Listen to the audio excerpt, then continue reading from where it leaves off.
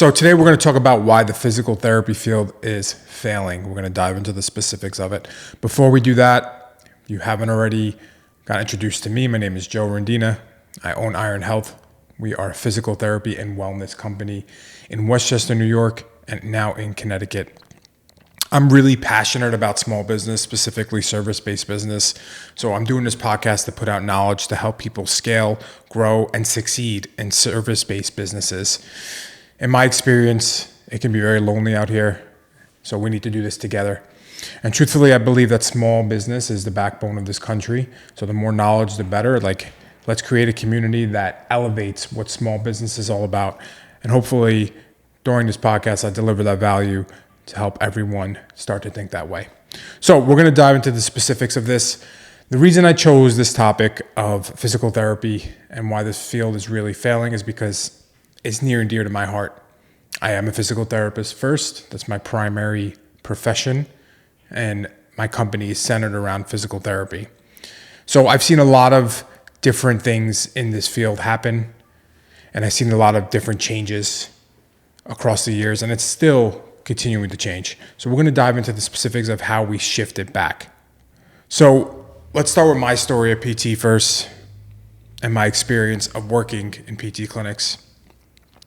I remember when I was in PT school, you have to do rotations to learn in the field, just like any other job. And one of my rotations was at this clinic where they were seeing 5 people in an hour. And literally the space was probably 1,200 square feet. And if you don't know how big that is, it's not big at all. So they had 4 or 5 PTs seeing 5 patients an hour. This place was mauled with clients. And people thought that was quality care. That was really what PT was about. And in PT school, I didn't know any better either. I thought that was the standard of PT.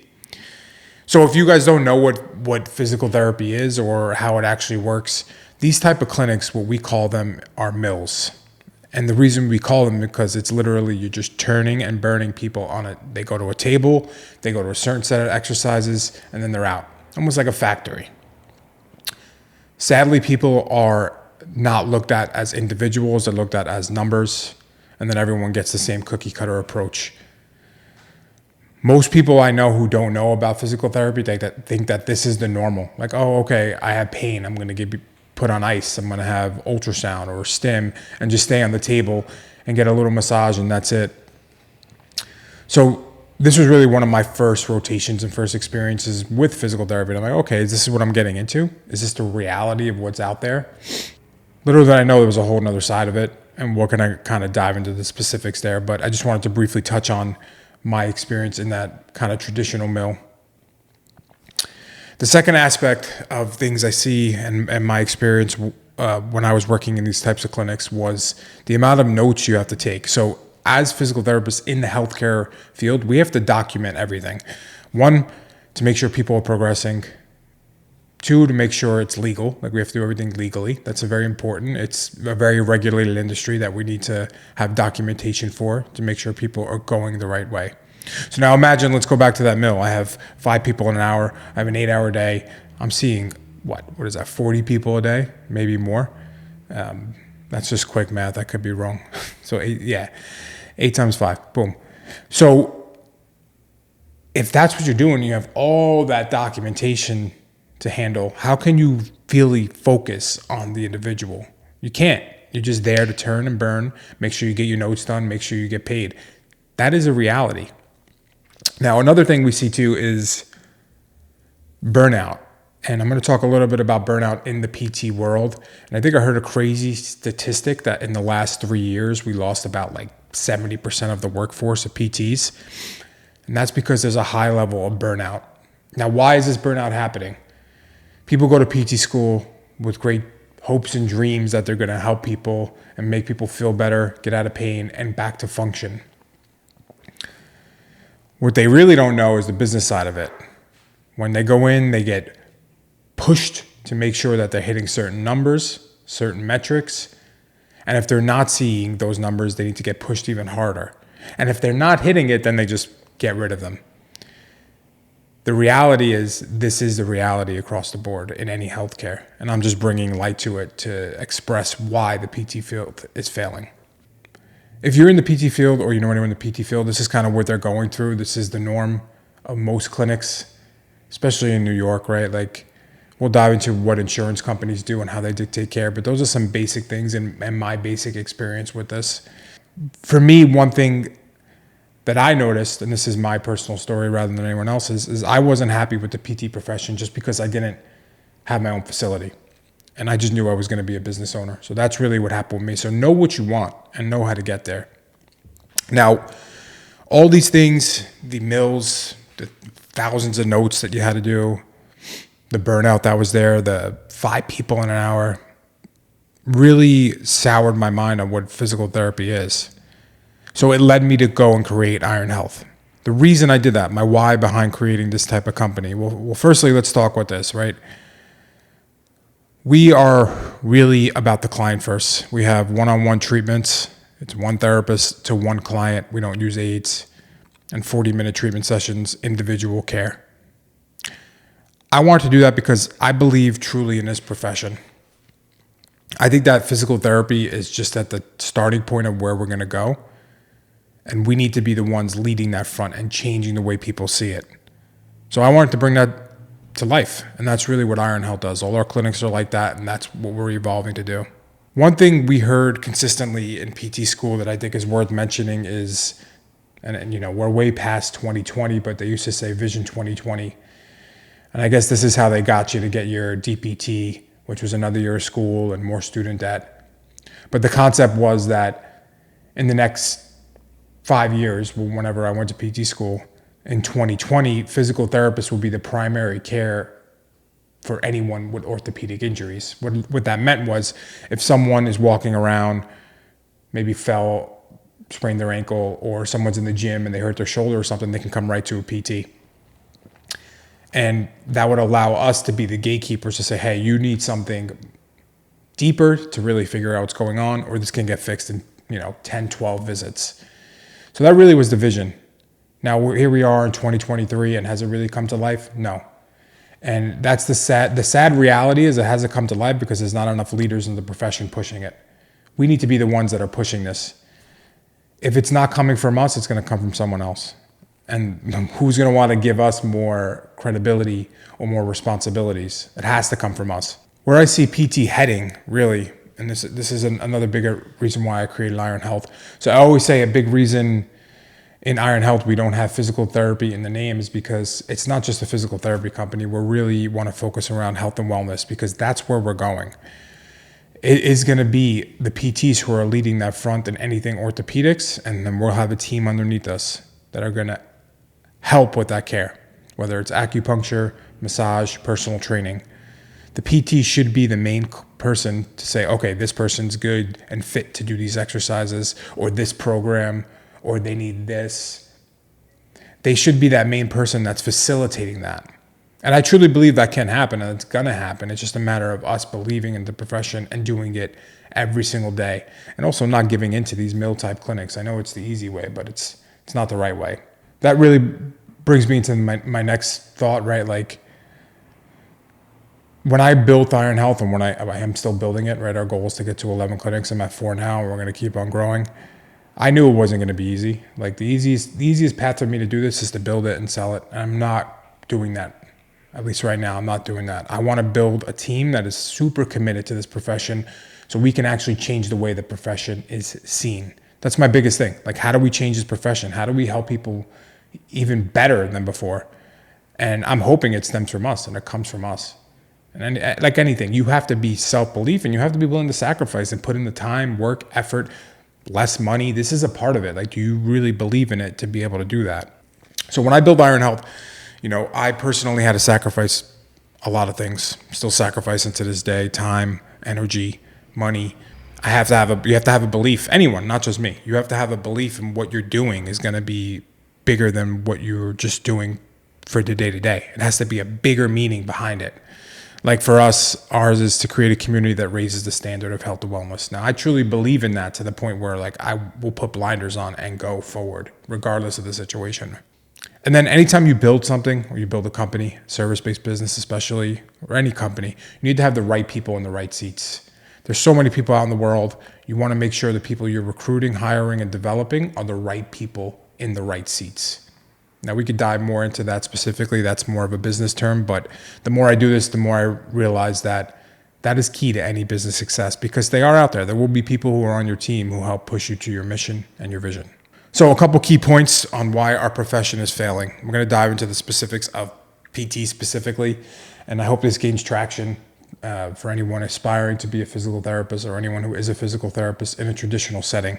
Medical is big business. It's funny because when I say this to people, especially PTs or even medical doctors, they get shocked when they're in school because they believe that they're truly in it to help people. Now, I would ask you to look at every major hospital and see who's on the board of directors of those hospitals. Is it a medical doctor? Or is it someone who's in finance? Or is it someone who's in a hedge fund? So these are the questions to look at. And now, a lot of things are shifting in our culture, in our society, to the point where a lot of people have caught on that medical is big business. So you're seeing more money come into it. With more money comes more bureaucracy, more hierarchy, less quality, because it literally is about the bottom line. So you need to have this realization that anything in healthcare is a big business.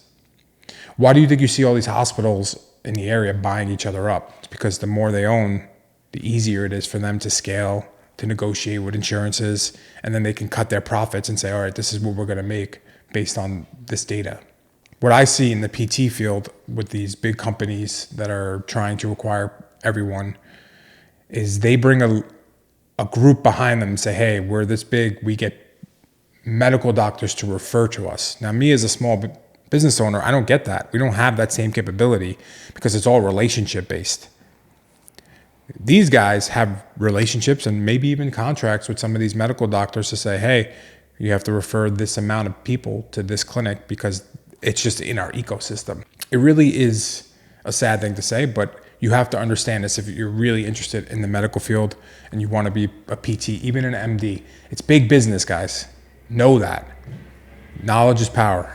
The second aspect of why this PT field is failing is really insurance companies do not value physical therapy as much as they should.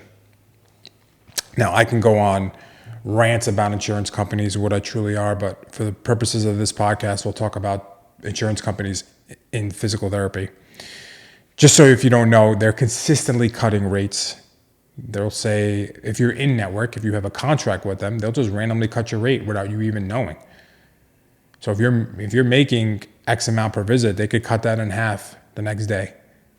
It happens all the time. They also believe that we don't have the power to change it. Insurance companies, again, are massive behemoths of companies.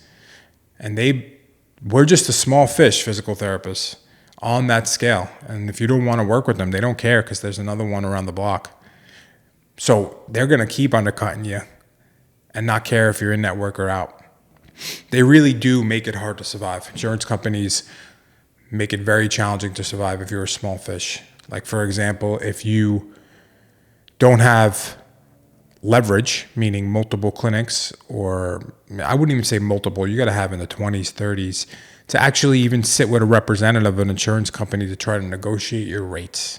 Now imagine that. How does a small person get to that level to negotiate? It's a fight. It's a fight. Every single day is a fight with insurance companies, and it's a sad reality that we have to face. They do not respect the profession, and then that's really not going to change. I really see that getting worse.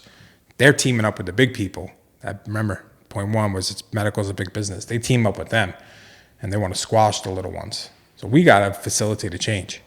Another part I see with why this field is really failing is we don't value ourselves enough. I've been around a lot of physical therapists in the past, and hire a lot. I employ a lot of them, and there's a couple things with them. One, we're never taught business in school. Physical therapy school, every single person I've talked to, every single person I hired, every single person I know has never learned business when they were in PT school. I think that's a disservice because it's just painted a picture of roses and daisies when it's not reality.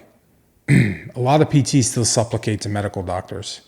Like PTs are DPTs. We're doctors of physical therapy, but as soon as a medical doctor with a doctor title comes in, it's like our opinion is below theirs. That starts with us. That starts with a belief in ourselves and our profession, that we can be the ones that catch things, that have just as much value and input. In reality, we spend more time with people, so we can figure a lot of other things out, and that's important to take note of. And in school, we're never taught the insurance side of things. I don't know about anyone listening out there, but they never taught me insurance in school. I had to learn this all on my own out in the world. Now, is that by design? I don't know. But I think it's very important if you're in the PT world, not even if you want to open your own clinic, you should know insurance, you should know business, because then it would make you more likely to choose a clinic that's going to develop the profession rather than to hurt it. I think it's very, very important. So a couple things you need to do to survive. If you really believe in this profession and we want to see a change, you got to be scrappy. And, I guess I'm from the city. I'm from, Brooklyn, New York, and it's a city vibe, and scrappy's in my DNA, but everyone needs to be scrappy in this profession, especially if you want to succeed. We need to increase our credibility. How do we do that?